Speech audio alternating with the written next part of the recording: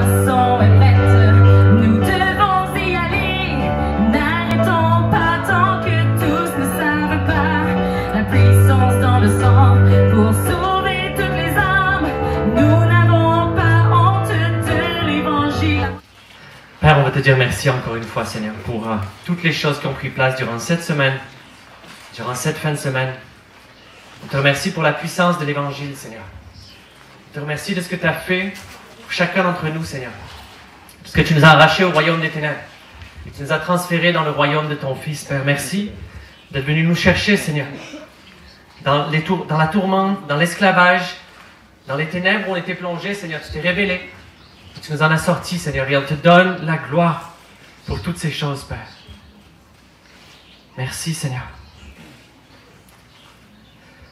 Père, je prie, Seigneur, que toutes ces choses qui ont pris place, Seigneur, durant cette fin de semaine, que ça tombe, Seigneur, dans la terre de notre cœur, que ça porte du fruit, Seigneur. Que ce ne soit pas l'événement d'un jour ou d'une fin de semaine, Père, mais qu'on s'approprie ces choses, que tu sois formé en nous à travers chacune de ces choses, Père. On te remercie. Je te prie de m'aider à partager ce soir, Seigneur, avec clarté, à élever ton nom, Seigneur. Je te demande de nous aider à recevoir ces choses-là, pour qu'elles portent du fruit et du fruit qui demeure, Seigneur, au nom de Jésus. Amen.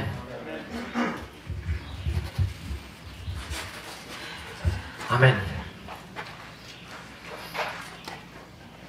Alors, gloire à Dieu pour toutes les choses qui ont pris place cette fin de semaine. Vraiment. Et comme je vous disais, il y a quelques années, moi aussi j'étais assis sur une chaise comme celle-là, quand on a assisté à notre premier Kickstart. À l'époque, c'était à Moncton. Et avec 3 amis, on avait fait 12 heures de route pour monter là-haut. Il y avait des choses qu'on voulait voir prendre place dans notre vie. Et on voulait apprendre, on voulait les expérimenter, on voulait voir vraiment si c'était vrai. Et cette fin de semaine-là, après cette fin de semaine-là, moi personnellement, j'ai jamais été le même. Quand je suis revenu, je pensais que le monde entier allait être transformé juste sur une parole. Juste sur le fait de raconter un témoignage. T'as-tu déjà entendu que Jésus peut faire des choses aussi puissantes? Qu'à travers un baptême, qu'à travers une repentance, qu'à travers juste ta prière, tu peux chasser des démons, puis une personne peut être transformée. Et je pensais vraiment que tout le monde allait être transformé, puis recevoir cette parole-là, puis courir avec, comme un ballon, puis finir la course. Mais ça n'a pas été le cas. Et c'est de ça dont je veux parler ce soir. On en a parlé il y a quelques jours, parce que c'est une chose de commencer une course, c'est une autre chose de la finir. Amen. La Bible dit mieux vaut la fin d'une chose que son commencement. Et aujourd'hui, peut-être que pour certains d'entre nous, on a commencé à courir une course, ou peut-être que ça a été dans les derniers mois, les dernières années pour certains d'entre nous. Mais le Seigneur nous appelle à la terminer. Et ce que j'espère partager cet après-midi, c'est des clés pour que ça ne devienne pas comme un feu de paille. Que ce ne soit pas juste l'événement d'une fin de semaine et que lundi matin, tout revienne à la normale et qu'on continue la même vie qu'on menait avant. Il y a plusieurs personnes qui se tiennent ici, qui ont commencé à vivre cette vie-là de disciples aussi. Il y a 3 ans, 4 ans, 5 ans et plus. Et on a entendu pendant cette fin de semaine, pendant cette semaine aussi, le témoignage de ce qui leur a permis de continuer à courir cette course. C'était pas des miracles, c'était pas des témoignages, c'était pas de voir des guérisons, mais c'était le caractère, la détermination, la persévérance à porter du fruit. Alors on a tous expérimenté quelque chose durant ce week-end, j'ose espérer. Et tout ça, ça s'inscrit dans la grande commission. Le Seigneur nous appelle à être des disciples de Jésus et à faire des disciples de Jésus-Christ. Donc si on veut faire des disciples, ça commence par nous-mêmes. C'est nous-mêmes qui devons marcher, être en action, être en mouvement. Et à mesure qu'on vit cette vie-là, et que le Seigneur se manifeste à travers nous, il y a quelque chose, il y a un mouvement qui commence, une vie de l'esprit qui commence, qui va créer un momentum, qui va impacter du monde autour de toi, dans ta famille, dans tes amis, dans ton travail. Ça va rejaillir sur les gens autour de toi. Et Jésus a enseigné quelque chose à ses disciples d'extrêmement important. Dans Luc chapitre 8, on a parlé de Luc 10 hier matin, mais juste avant de les envoyer, rendu à Luc chapitre 10, dans Luc 8, il leur a enseigné un principe très important pour les préparer à ce qu'ils allaient trouver en partant dans la moisson. Dans Luc chapitre 8, Jésus donne une parabole, un enseignement à ses disciples à propos du royaume de Dieu et à propos de la moisson, à propos de la grande commission qu'il va leur confier pas longtemps après. Et cette parabole est tellement importante que Jésus leur dit, si vous ne comprenez pas cette parabole, comment donc comprendrez-vous toutes les autres? Cette parabole-là, c'est la parabole du semeur. Et Jésus explique dans cette parabole qu'on va rencontrer 4 types de personnes quand on va partir dans la moisson, quand on va commencer à marcher dans une vie de disciple actif. Alors pour la décrire, ce soir tous ensemble, j'aurai besoin de 4 volontaires qui accepteraient de venir ici en avant. Puis pour te rassurer, je vais te dire qu'il va probablement rien d'autre t'arriver que juste te tenir là ici, à ma droite et derrière moi. Est-ce que je peux avoir 4 volontaires?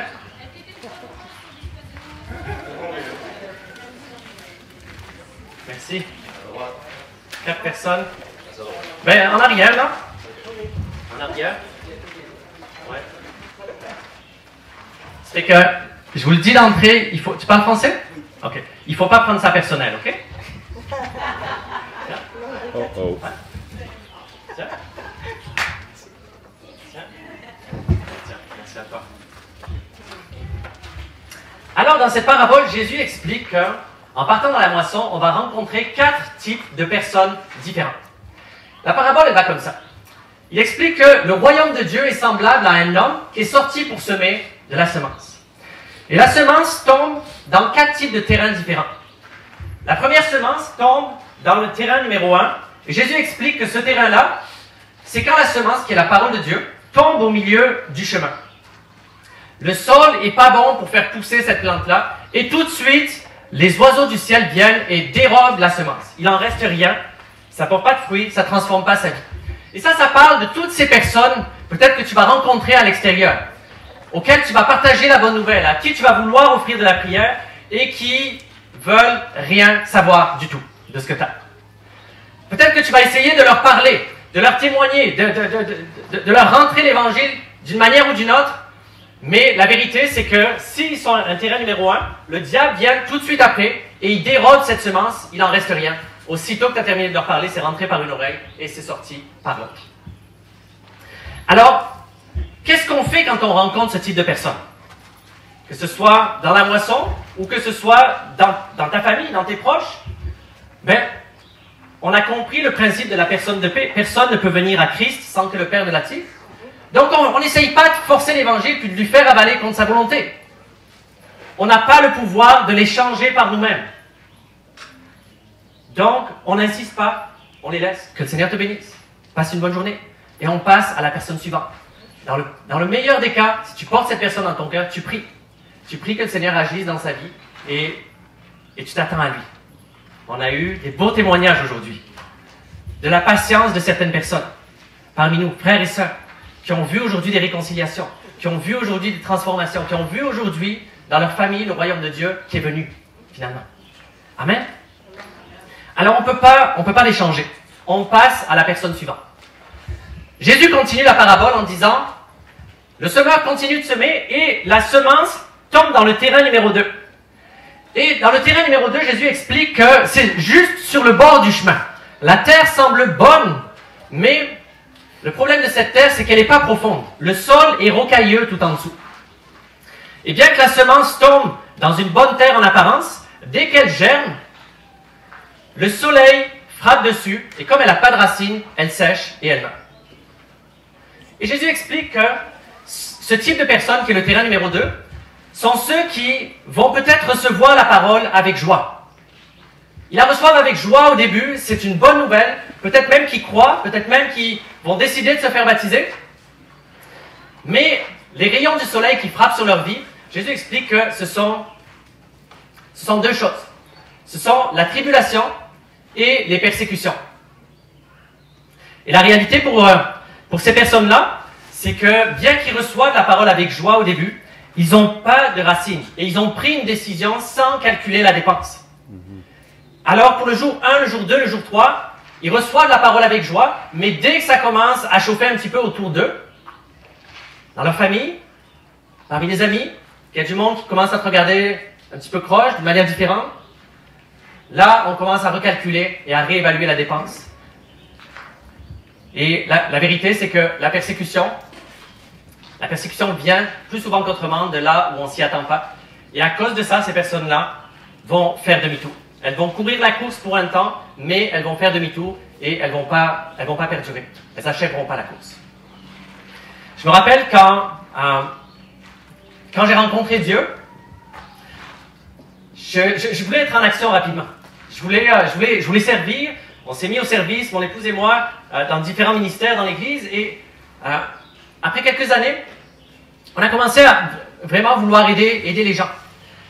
Et en particulier, il y avait certaines personnes que j'entendais régulièrement comment c'était difficile. Tu sais. C'est difficile, hein, suivre le Seigneur. Puis il y avait comme tout le temps des combats, puis tout le temps une tendance comme à retomber dès qu'il y avait une tentation qui se pointait à l'horizon. Et je me rappelle que quand j'avais pas compris ce principe, pendant vraiment une période de plusieurs mois, j'ai travaillé avec des personnes en qui j'ai voulu investir du temps, du conseil, de la prière, du support, de l'encouragement. De l'encouragement après des mois, ou pendant des mois, investir des heures par semaine pour supporter du monde qui au final était juste pas disposé dans leur cœur à payer le prix du renoncement pour pouvoir suivre le Seigneur. Et comme j'avais pas compris ce principe-là, j'investissais tout mon temps, littéralement le temps libre que j'avais pour aider certaines de ces personnes, pour au final juste comme jeter l'éponge après des semaines, après des mois, en me rendant compte que non, après tout ce qu'on a parlé, après tout l'encouragement, après tout le support, à la première tentation, là, cette personne retombe encore malgré tout. Je me rappelle que quand j'ai compris ce principe-là, j'ai pris conscience que pas tout le monde répond à la semence de la bonne nouvelle de la même manière. Et Jésus a instruit ses disciples à être conscients de cette réalité parce qu'on a tous un temps limité. On a tous un temps limité dans notre main qui est disponible. Et je vais revenir là-dessus dans un instant. Alors, qu'est-ce qui se passe? Qu'est-ce qu'on fait avec une personne qui est dans un terrain numéro 2? Jésus explique qu'elle ne porte pas de fruits. Puis il continue sa parabole en expliquant que le semeur continue de semer et un peu plus tard, la semence tombe dans le terrain numéro 3. Et le terrain numéro 3, il explique que ces personnes-là reçoivent aussi la parole avec joie. Le terrain est un peu plus loin de la route et la terre semble belle. Alors, ils reçoivent la parole avec joie, ça germe et puis ça croît. Mais la semence tombe au milieu des ronces et des épines. Et à cause de ça, elle croît pour un temps, mais comme elle était étouffée par les ronces et les épines, elle n'a pas de place pour porter de fruits. Et ça, Jésus explique que ces personnes-là, chez ces personnes-là, les ronces et les épines sont deux choses, voire trois. Il explique que les ronces et les épines, ce sont la séduction des richesses, les soucis du siècle présent et le désir pour des autres choses. Juste le désir pour d'autres trucs. Alors, pour ce type de personne qui est dans le terrain numéro 3, c'est au niveau du cœur. Il y a quelque chose qui est partagé. Il y a des désirs qui prédominent sur la faim puis la soif pour le royaume de Dieu. Et à cause de ça, à cause du fait qu'ils sont juste trop occupés et trop préoccupés par les affaires de la vie courante, la semence, même si elle a été reçue et qu'ils ont cru, elle ne porte pas de fruits. Parce qu'il n'y a juste pas de place. Ils n'ont juste pas le temps. Alors, qu'est-ce qu'on fait quand on rencontre ce type de personne-là? C'est la même chose. On peut pas changer une personne. C'est pas nous qui devons ou qui pouvons changer quelqu'un. Puis Jésus continue sa parabole et il explique que le terrain numéro 4, c'est ce type de personne en qui la semence tombe dans de la bonne terre. Et la bonne terre, Jésus explique que c'est celle qui, en fait, c'est la personne qui va recevoir la parole, la comprendre et porter du fruit avec persévérance.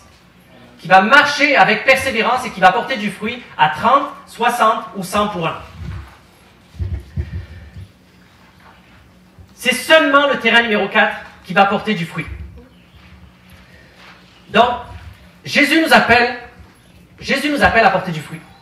Mais la réalité, c'est qu'autour de nous, dans nos églises, dans nos communautés, dans le christianisme en général,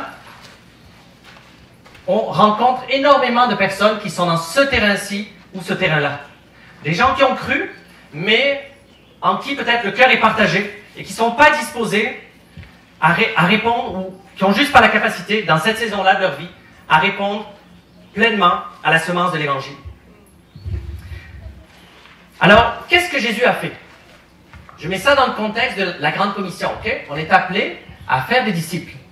Qu'est-ce que Jésus a fait? Quel modèle est-ce qu'il a donné? Quel exemple est-ce qu'il a donné? Est-ce que Jésus a essayé de discipuler la terre entière? Est-ce que Jésus a créé une méga church en invitant tout le monde puis en essayant de discipuler tout le monde? Non. Jésus est monté sur une montagne quand l'œuvre devenait trop comme accaparante. Il est monté sur une montagne, il a prié toute la nuit. Puis quand il est redescendu, il a pris conseil auprès du Père et il a choisi soigneusement, dans la prière, avec le conseil du Père, les personnes à qui il allait dire « Viens, puis suis-moi ». Les personnes qu'il allait discipuler à l'étroit, de très près, pour le temps de son ministère. Donc il est redescendu de la montagne, puis il n'a pas dit à tout le monde « Venez, suivez-moi ». Il a dit « Toi, viens, puis suis-moi. Toi, viens, puis suis-moi. Toi, retourne dans ta ville, va raconter ce que Dieu a fait ». Il n'a pas choisi tout le monde. Il a choisi soigneusement les personnes en qui il allait investir son temps. Et il a investi 3 ans et demi de sa vie auprès de ces personnes en leur donnant à peu près tout ce qu'il avait, jusqu'au meilleur de leur capacité. Il leur a donné tout ce qu'ils pouvaient recevoir en 3 ans et demi. Puis après ça, il a pu dire, maintenant c'est le temps pour moi de retourner au Père. Et c'est préférable pour vous que j'y aille, que vous receviez le Saint-Esprit et que vous continuiez la mission.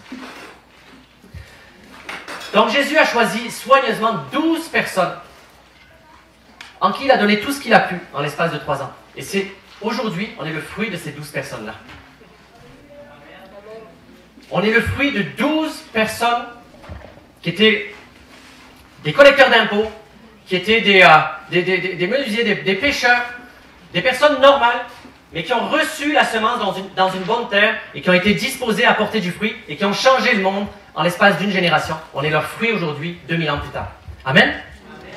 C'est un exemple pour nous, parce que nous aussi, on va rencontrer ces 4 types de personnes à l'extérieur.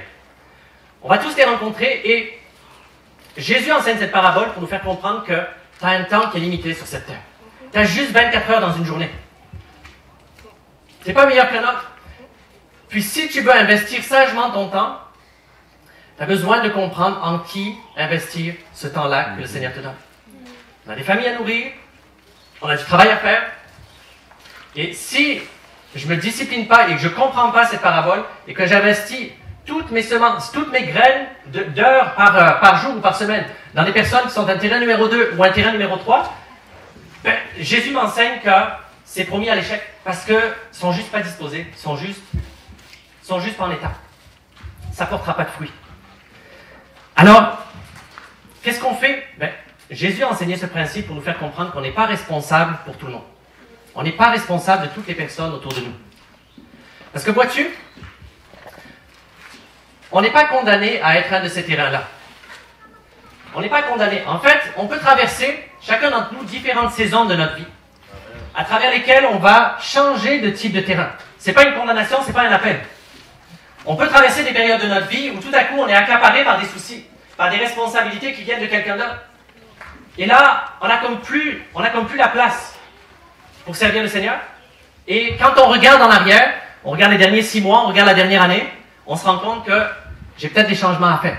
J'ai peut-être des décisions à prendre, me réorganiser pour faire de la place, pour pouvoir être disponible pour lui. Alors c'est à nous de réévaluer régulièrement, en regardant en arrière, dans quel type de terrain est-ce que je suis. Parce que, idéalement, qu'est-ce qu'on veut être? On veut être un terrain numéro 4, right? Un terrain qui porte beaucoup de fruits. Est-ce que Jésus veut qu'on porte du fruit? Quel type de fruit est-ce que Jésus veut qu'on porte? Un fruit éternel, oui. Et quel type de fruit en particulier? Du fruit digne de la repentance, oui, c'est un type de fruit. Quel autre type de fruit on entend dans la parole aussi? La paix, la joie, l'amour, la patience. Oui, ça c'est le fruit de l'esprit, c'est un caractère transformé. Puis quel autre type de fruit aussi? Qu'est-ce que ça reproduit? Un fruit de multiplication, oui, une reproduction. Dans l'évangile de Jean, il dit « Autre est celui qui sème et autre est celui qui moissonne. » Mais les deux amassent du fruit pour la vie éternelle. Je vous ai choisi et je vous ai établi afin que vous alliez et que vous portiez du fruit. Et ce type de fruit-là dont Jésus parle, c'est le fruit de la multiplication. C'est le fruit de notre vie soumise à Dieu, à travers laquelle il peut agir et éclabousser le monde autour de nous pour qu'eux aussi puissent rentrer dans le royaume de Dieu et commencer à faire la même chose. Ce type de fruit-là, Jésus veut qu'on en porte tous. Mais il n'y a qu'un type de terrain qui porte du fruit. C'est lui qui l'a expliqué, c'est pas ma parole. C'est le type de terrain numéro 4. Donc on veut être ce type de terrain-là. Alors, être un terrain numéro 4, c'est pas un appel. C'est pas un don qui est réservé à quelques personnes. C'est un choix. C'est une décision. Je me rappelle que quand j'ai lu cette parabole, même si je ne l'ai pas comprise à 100% quand je suis né de nouveau, j'ai commencé à prier. Quand je l'ai vu, j'ai dit, Seigneur, je veux que tu fasses de moi un terrain numéro 4. Je veux être un terrain numéro 4. Organise ma vie comme tu veux. Émonde ce qui a besoin d'être émondé. Mais je veux te faire de la place pour que tu puisses te glorifier. Et quand on regarde en arrière et qu'on se réévalue régulièrement, on doit être capable de prendre des décisions pour réorganiser notre vie si jamais on a glissé, si jamais on a eu un glissement de terrain. Amen? Alors, c'est une manière de voir cette parabole-là. Okay? Que chacun d'entre nous, quand on va aller dans les rues, quand on va commencer à partager la bonne nouvelle autour de nous, on va rencontrer ces 4 types de personnes différentes. Mais il y a une autre manière de voir cette parabole aussi. Et celle-là, quelque part, est plus challengeante. L'idée, c'est que chacun d'entre nous, dans cette assemblée aujourd'hui, on est un de ces 4 types de terrains-là.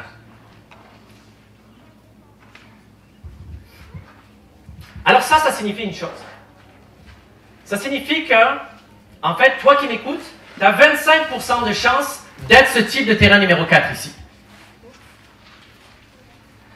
Alors peut-être que, toi qui m'écoutes, c'est toi qui es ici dans ce terrain numéro 1.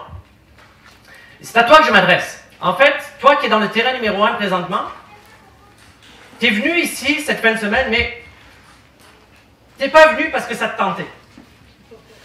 En vrai, tu es venu parce qu'il y a peut-être quelqu'un qui t'a pris par la main et qui t'a dit « Tu viens avec moi, je veux absolument t'entendre ça. » Et la vérité, c'est que tu es venu puis que tu es là depuis le début et tu m'entends, mais tu ne m'écoutes pas. C'est rentré par une oreille, ça sort de l'autre parce que ton cœur n'est pas là, il n'est pas disposé, que tu ne veux rien savoir de tout ça. C'est tout ce que j'ai raconté depuis 2 jours. Aussitôt que tu vas être sorti du camp là-bas en arrière, ça va juste être dérobé par l'ennemi, puis demain matin, il n'y aura plus aucun souvenir. Flashouillé. Mais, disons que c'est pas toi. On élimine le terrain numéro 1. Mon frère, tu peux retourner t'asseoir. Merci. Disons que c'est pas toi et que tu n'es pas dans ce terrain numéro 1, mais je m'adresse à toi maintenant qui est dans ce terrain numéro 2. Le terrain numéro 2, c'est celui qui reçoit la parole avec joie, mais qui est mis à l'épreuve rapidement par la tribulation puis les persécutions. Et si c'est toi à qui je m'adresse maintenant qui est dans ce terrain numéro 2, c'est toi qui as vécu une fin de semaine extraordinaire. Peut-être que tu as vécu des choses nouvelles. Peut-être que tu es allé dans les rues, tu as prié pour du monde, tu as vu le Saint-Esprit agir à travers tes mains. Peut-être qu'il y a des gens qui ont été délivrés quand tu as prié pour eux pour la première fois, ou tu as baptisé quelqu'un pour la première fois, puis tu te sens en feu. Là où tu es aujourd'hui, tu brûles sur ta chaise, tu dis « Wow! I want more! » Puis tu veux changer le monde. À toi, je veux te dire une chose. Quand tu vas rentrer chez toi et que tu vas en parler autour de toi, mon frère, ma soeur, il y a vraiment des gens qui vont être impactés. Je veux te dire, brûle, puis que tout le monde te voit brûler. Pour que tu contamines les autres, puis qu'ils se mettent à brûler à leur tour aussi pour le Seigneur. Mais je veux te dire une chose, c'est que c'est pas tout le monde qui va brûler comme toi. C'est pas tout le monde qui va recevoir cette bonne nouvelle avec autant d'enthousiasme que toi. Parce que, rapidement, tu vas commencer à entendre des gens parler différemment de toi. Du monde qui peut-être n'était pas dérangé par toi, du monde peut-être même des frères et sœurs, qui n'étaient pas dérangés par toi tant et aussi longtemps que tu étais sur la même température de thermostat. Tant que tu étais tiède, et que tout le monde était tiède autour de toi, ben, tu dérangeais pas. Puis, dans le fond, tu avais du fun avec tout le monde. Mais tu as vécu quelque chose ce week-end ou cette semaine qui fait en sorte que tu sens que ça brûle à l'intérieur. Il y a quelque chose qui te consume. Et à cause de ça, quand tu vas commencer à en parler autour de toi, il y a du monde qui va trouver que, tout à coup, la température est un petit peu trop chaude pour moi. Et qui va commencer à prendre ses distances ou à te regarder bizarrement. À te regarder comme, écoute, c'est quoi qui t'est arrivé? Il me semble, j'aimais mieux ça quand tu parlais pas de Jésus, là, tu sais, qu'on n'entendait pas parler, puis qu'on pouvait vivre notre vie, puis qu'on était correct. Peut-être que ces réactions-là, elles vont venir, en fait, elles vont probablement venir des personnes auxquelles tu t'attends le moins. Parce que vois-tu, c'est ça qui est surprenant avec la persécution, c'est que plus souvent qu'autrement, elle vient de la part des gens qui sont proches de nous. Des gens de la part de qui on s'y attend le moins. Elle peut venir de personnes qui sont proches de nous dans notre famille. Des personnes qui sont des frères et sœurs, des amis dans le Seigneur, avec qui on marche depuis des années. Et qui étaient simplement satisfaits avec toi, satisfaits avec leur vie, mais maintenant, le témoignage que tu portes, ou ce qui rayonne de ta vie, ça vient avec une puissance de conviction, c'est pas tout le monde qui veut se laisser convaincre.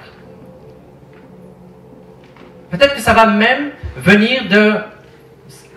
Puis c'est pas que le monde est mal intentionné, peut-être que ça va même venir de ton église, de ton assemblée. La persécution, quand elle vient de là où on s'y attend le moins. Je vais vous raconter une chose, que quand je suis né de nouveau, moi je venais d'un arrière-plan catholique. Et quand j'ai pris la décision de me repentir et surtout de me faire baptiser, j'ai eu des réactions vraiment fortes dans ma famille. Il y a du monde qui s'est opposé à ça, et pour eux c'était comme une trahison. C'était vraiment tough. Pendant une période de temps, je recevais des appels, on me raccrochait au nez, on pleurait au téléphone quand on me parlait, puis je pouvais pas juste renoncer à ça, là. Il avait changé ma vie. Il m'avait délivré de mes addictions, il m'avait délivré de mes mauvaises habitudes, toute ma pensée était changée. Je pouvais pas renier ça, je pouvais pas faire demi-tour puis retourner en arrière. Mais cette période de temps était vraiment tough. Alors Jésus a transformé ma vie. Je me suis fait baptiser et j'ai continué à marcher avec lui. Et pour une couple d'années, la tempête, il y avait comme un froid, un léger froid, je peux dire. Mais autour de nous, dans notre environnement, ici au Québec, il y a du monde qui s'est réjoui. Et on a marché, on s'est fait des amis, et puis on a marché comme on a marché pendant plusieurs années. Maintenant, après 5 ans, il s'est passé les choses dans ma vie que j'ai partagées avec vous pendant cette fin de semaine. Et là, tout à coup, on s'est rendu compte qu'on lisait cette Bible depuis des années, mais qu'il y a beaucoup d'instructions du Seigneur qu'on ne mettait pas en pratique. On ne prêchait pas la parole, on ne priait pas pour les malades, on n'était pas challengé par les œuvres des ténèbres autour de nous.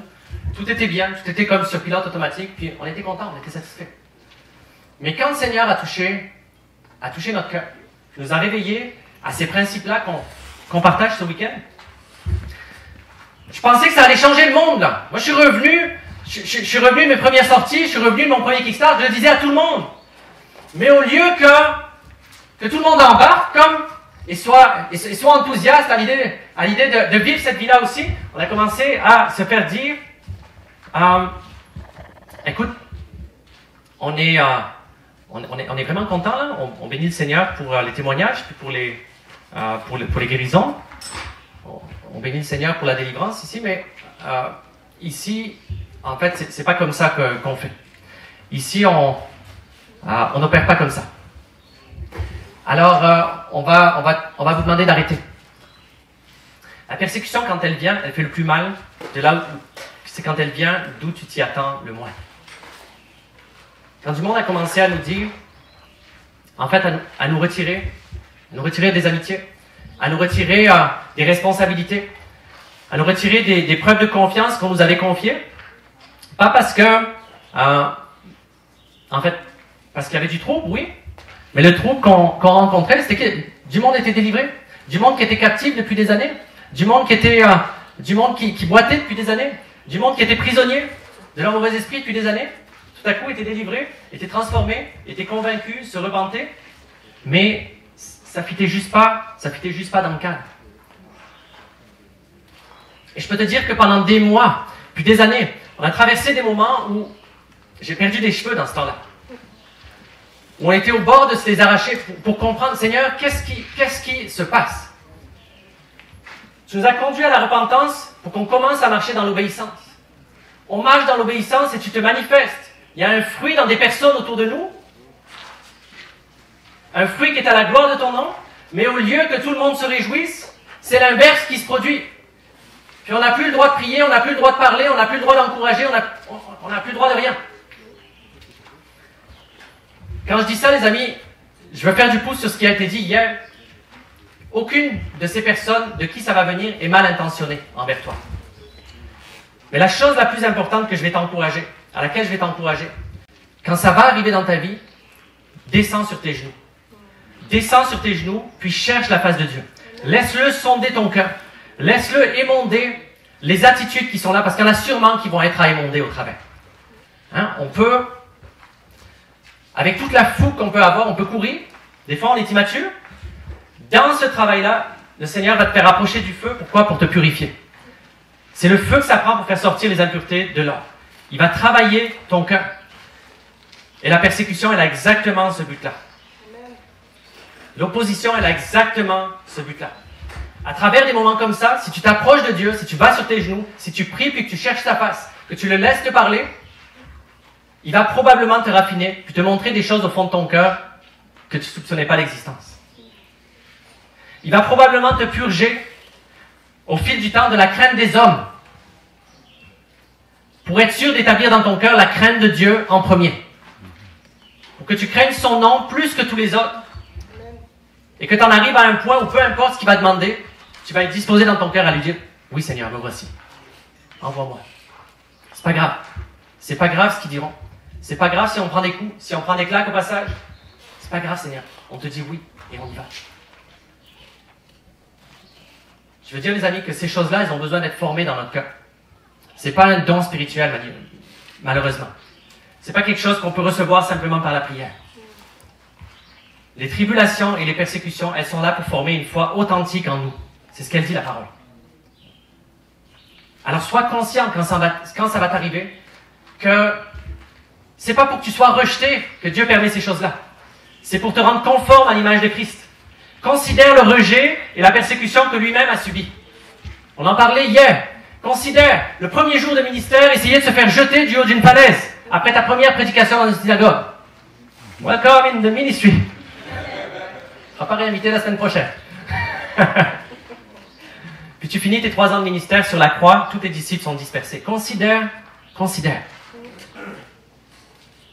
qu'à cause de son obéissance, Dieu l'a souverainement élevé. Il lui a donné le nom qui est au-dessus de tout nom. Mais il a dû passer par tous ses hauts et puis ses bas pour en arriver là. Alors quand ça va t'arriver à toi demain matin, qui est dans ce terrain numéro 2, mon frère, ma sœur, je veux t'encourager. Sois conscient que Dieu permet ça. Parce qu'une fleur, une plante, un arbre, c'est quand il fait chaud. C'est quand elle manque d'eau qu'elle pousse ses racines de plus en plus profond. Et c'est exactement pour ça qu'il permet des persécutions. Tu te mets sur tes genoux, puis tu fais pousser tes racines le plus profond possible. Tu cherches sa face, tu le laisses te parler, tu le laisses t'émonder. Est-ce que ça va faire mal? Oui, ça va faire mal. Mais à cause de ça, quand tu vas sortir dans le lieu secret, que tu vas prendre des gifles, que tu vas prendre des claques, tu ne vas pas partir te plaindre et geindre auprès du Père en disant « Oh, c'est trop dur, je ne suis pas capable de l'apprendre. » Non. Tu vas continuer, tu vas t'identifier à Christ, tu vas le découvrir dans sa parole d'une manière nouvelle, encore plus personnelle, à travers la communion des souffrances. Je vous parle ici, je me parle à moi en même temps. Parce que ces choses-là, elles n'ont pas de fin. Mais si tu commences à marcher cette vie-là, tu vas voir ces choses-là arriver, cette persécution, ces tribulations, tu vas les voir arriver à répétition. Encore et encore et encore et encore. Toujours pour aller au plus profond. Toujours pour nous raffiner nos motifs, raffiner nos pensées, raffiner nos attitudes et nous rendre conformes à l'image de Christ. Maintenant, quand tu vas y faire face, par exemple, tu vas avoir 2 choix. Je t'ai parlé du premier, qui est d'aller sur tes genoux, de chercher la face de Dieu, puis de laisser Dieu former Christ en toi. Mais tu as aussi un autre choix. La réalité, c'est que certains d'entre nous, on va prendre l'autre avenue. Ou quand la persécution se lève et qu'elle fait mal parce qu'elle vient d'où on ne s'y attend pas, on calcule la dépense. Et la vérité avec la persécution, c'est qu'on peut la faire arrêter quand on veut. Ou presque. Ça prend juste un mot. Ça prend juste un geste pour faire arrêter la persécution. Compromis. Compromis. Quand on va te dire, mon frère, ma sœur, on bénit le Seigneur vraiment pour les choses qu'il fait dans ta vie, pour les choses qu'il fait à travers toi. Mais ici, C'est pas ça. Puis on aimerait bien mieux que tu sois assez aimable pour te rasseoir. Et puis te taire. Et arrêter de prier pour les gens comme ça. La moisson est prête.